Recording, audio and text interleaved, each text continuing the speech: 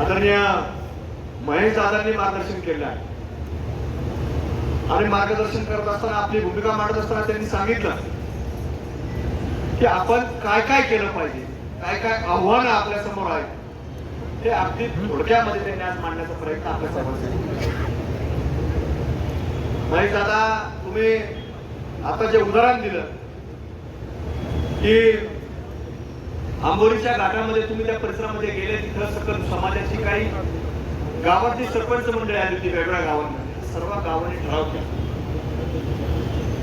आज हे ठराव ते फक्त 4-2 गावात नाही तर महाराष्ट्रामध्ये, देशामध्ये प्रत्येक छोट्या मोठ्या वाडी वस्तीवर देखील होणं गरजेचं आहे. ते झाले तर तुम्हाला सांगतो अशी एकावरही वेळ येणार नाही आज. आणि मला वाटतं की यांची सोडा आपल्याला सुद्धा एकाला सुद्धा रस्त्यावरचं उतरायची वेळ येणार नाही. फक्त ते ठराव होणं गरजेचं. ठराव हा कागदापेक्षा आपल्या प्रत्येकाच्या मनात झाला पाहिजे, असा ठराव की मी या एकाही व्यक्तीशी कुठलाही व्यावहारिक संबंध हा ठेवणार नाही, ते सगळे होणं गरजेचं.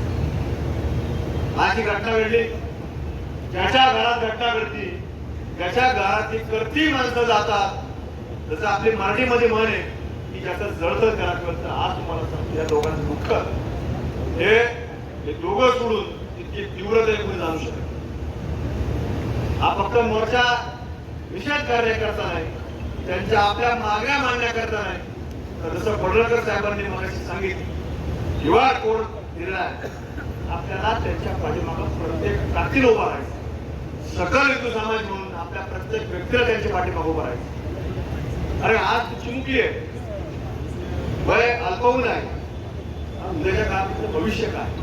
त्यांना वाटलं पाहिजे की आज आमच्या वरचं आई वडिलाचं चित्र हरपलं, पण तरी देखील आज आमच्या मागं आई वडिलाच्या रूपात कोणी उभा राहिला असेल तर तो सकल हिंदू समाज आमच्या पाठीमागे उभा राहिला. आणि तो संदेश हा महाराष्ट्रातल्या देशातल्या प्रत्येक हिंदू पर्यंत गेला. आज ती घटना ते मगाशी सांगितलं कोणी की म्हणे घटना घडली, त्यांच्यातला एखादा तो टोपडा आणि हळूच काहीतरी एखादी बातमी सोडून देतो पोलिसांमध्ये. येडा होता, थोडा मनोरुग्ण, मानसिक, आणि आपणही ती थोडं बातमी चालू मनोरुग्ण. अरे मनोरुग्ण जर आहे, येडा जर आहे, तर त्याला मिशा कडून दाढी ओढवायचं समजतं, त्याला टोपी घालायचं समजतं, म्हणजे त्याला येणार नाही. आणि आमच्या एखाद्या हिंदू बांधवाची हत्या करत असताना तुम्ही सांगता तो येणार आहे. काय हे आपण पुढं कमेंट पास करतो, हे आपले तर तुम्हाला सांगतो हे कुणी ज्यांनी बातमी पसरवली असं, अफवा पसरवली असं, अत्यंत वाईट. अरे यांची मुलं तोंडाकडे पहा. जसं आता महेश दादांनी सांगितलं, डोळे बंद करून स्मरण करा आपल्या गावाची घटना घडली तर आपण काय करा. पण आपण सगळे लोक महामानव विश्वरत्न डॉक्टर बाबासाहेब आंबेडकरांचं संविधान म्हणून आपण लोकशाही मार्गाने आज बसलो. पण आमच्या हिंदू समाजाचा तुम्ही अंत पाहू नका. आणि ह्या महाराष्ट्रामध्ये जरी आज 80वा स्वातंत्र्य दिन 15 ऑगस्ट आम्ही साजरा केला असेल, पण तरी देखील इतिहास आहे. आम्हाला छत्रपती शिवाजी महाराज, संभाजी महाराजांनी शिकवलेलं की जिहादी दिसल्यानंतर काय करायचं. त्यामुळे तुम्ही आम्हाला काय परत तलवारी घ्यायला लावू नका. हे संविधानाप्रमाणे चाललंय, ते संविधानाप्रमाणे चालू द्या. ज्या दिवशी तुम्ही आमच्या हिंदू समाजाचा काही अंत पाहण्याची वेळ येऊन देताल तर तुम्हाला सांगतो हा महाराष्ट्र आणि हा देश तुम्हाला इथं राहू सुद्धा देणार नाही, अशी परिस्थिती तुमच्यावरती निर्माण केली जाईल. पण तुम्ही फक्त आता हळूहळू तुम्ही यायला लागले तिथपर्यंत. ज्या दिवशी तुम्ही कटड्यावर येतात, कोपऱ्यावर येतात, तर तुमचा गडेलोट आम्ही करून देऊ, हे तुम्ही काय विसरू नका. आज आपण पाहतो की नाना भाऊ तुम्ही सांगितलं महेश दादांनी सांगितलं आमच्याकडे अशी घटना नाही. एक आमचा हिंदू युवक अगदी 24 वर्षाचा वय होता, तो हिंदुत्ववादी संघटनेचं काम करायचं, सातत्यानं एक क्रियाशील सदस्य आपण म्हणतो तसा तो बांधव होतो. पण जसं आता आपण महापालिकेसमोर सभा करतो तसे आमच्याकडे होतो महानगरपालिकेचा एका भागामध्ये की तिथं मुस्लिम बहुल एरिया आहे, पण तो परिसर मुकुंदनगर नावाने, मुकुंदनगर. त्या मुकुंदनगर म्हणजे आपल्या गणरायाचं नाव, त्या परिसरामध्ये देखील पडळकर साहेब तुम्ही त्या दिवशी होता, त्या परिसरामध्ये देखील तो जरी हिंदुत्वाचं काम करत होता त्याच्या कपडावर त्या दिवशी भगवा केला होता, तो त्या परिसरामध्ये गेला. त्याला माहिती आहे की आपले लोक नाहीत, पण तरी देखील त्याला मनामध्ये वाटत होतं की आपण हिंदू जरी असलो पण आपल्याला कुठेही कामामध्ये आपण काही पाहायचं नाही, पण तरीसुद्धा देखील तो लाईटचं काम करण्याकरता माणुसकीच्या नात्याने काम केलं. नंतर त्या लोकांनी त्याला कुठे नेलं, एक कब्रस्तान मध्ये राहील म्हणजे तिथं नेलं, कारण तिथं कुठेही कॅमेरे नव्हते आणि कॅमेरे नसताना तो तुम्हाला सांगतो त्याला घेऊन तिथं मारहाण केली आणि अशा प्रकारे मारलं की फक्त डोक्यामध्ये मारलं की जेणेकरून तो पुन्हा तिथून जिवंत बाहेर गेला नाही. आणि दुर्दैव याच्या आई वडिलांची घटना घडली, आज त्या देखील त्या व्यक्तीची घटना घडली. एकुलता एक मुलगा, त्याची अगदी 19-20 वर्षाची पत्नी आणि आई हे आज कुठेतरी उघड्यावर पडलेले.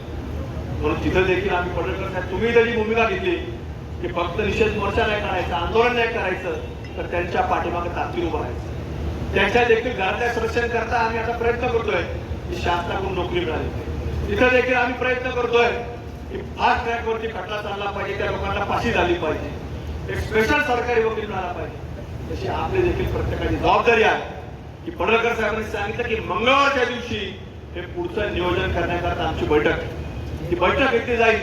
यांचं शाळा, त्यांचं शिक्षण, महाविद्यालयीन शिक्षण याचं देखील नियोजन केलं जाईल. आणि एवढ्यावर थांबणार नाही, तर यांचं ज्या वेळेला वय पूर्ण होईल, शासनाच्या अटींमध्ये ज्यावेळेस वय पूर्ण होईल, त्यावेळेला ह्या दोघांनाही महाराष्ट्र सरकारकडनं किंवा कुठल्याही शासनाकडनं यांना एक सरकारी नोकरी मिळाली पाहिजे. अशा प्रकारच्या वेगळ्या मागण्या त्या आपल्याकडे राहणार आहेत. त्याचा पाठपुरावा हा फक्त आमच्यासारख्या तिघा चौकाने नाही, आपल्या प्रत्येक व्यक्तीचं जबाबदारी की आपण सर्वांनी पाठपुरावा करायचा. हा संदेश आपला कुठे हिंदू कमी पडता कामा नये. इथं आपली मागणी आहे की इथं आपल्याला ऍडव्होकेट हसन निंबाळकर साहेबांसारखे वकील त्या केस मध्ये गेले पाहिजे की ज्याच्यातनं या सगळ्या लोकांना लवकर शिक्षा झाली पाहिजे. आता महिला मागाशी घोषणा देत होत्या की फाशी द्या, फाशी द्या, चौकात द्या. तुम्हाला सांगतो की वेळ लांब राहिलेली नाही, ती वेळ लांब राहिलेली नाही की जे जे असे कृत्य करतील भविष्यामध्ये ती वेळ येणार आहे की त्यांना चौकामध्ये फाशी दिली जाईल. तुम्ही त्याची काळजी करू नका. ती वेळ हाताने आणून राहिले पण ते होणार आहे. कारण की आता हिंदू आपला एकत्रित यायला लागला. कारण पूर्वी असं होत नव्हतं. पूर्वी आपण पाहायचो की लोक म्हणजे त्याचे वैयक्तिक बांधले, त्याचं अमुक झालंय, त्याचं तमुक झालंय. यांचं सुद्धा तुम्हाला सांगतो 7-8 महिने रोज काही ना काही ड्युटी चालू सांगतो. आज एक बद्दल त्यांना वाटायचं की आपण बाहेर आलो, तिथे पोट भरायला आलो. आपण पोट भरणारे काय पाकिस्तान मधून नव्हते आले, हे हिंदू आहेत आणि हिंदू हिंदुस्थान मध्येच राहायला पाहिजे या भूमिकेत ते आज आपल्या महाराष्ट्रातल्या विशेषतः सांगली जिल्ह्यामध्ये आले.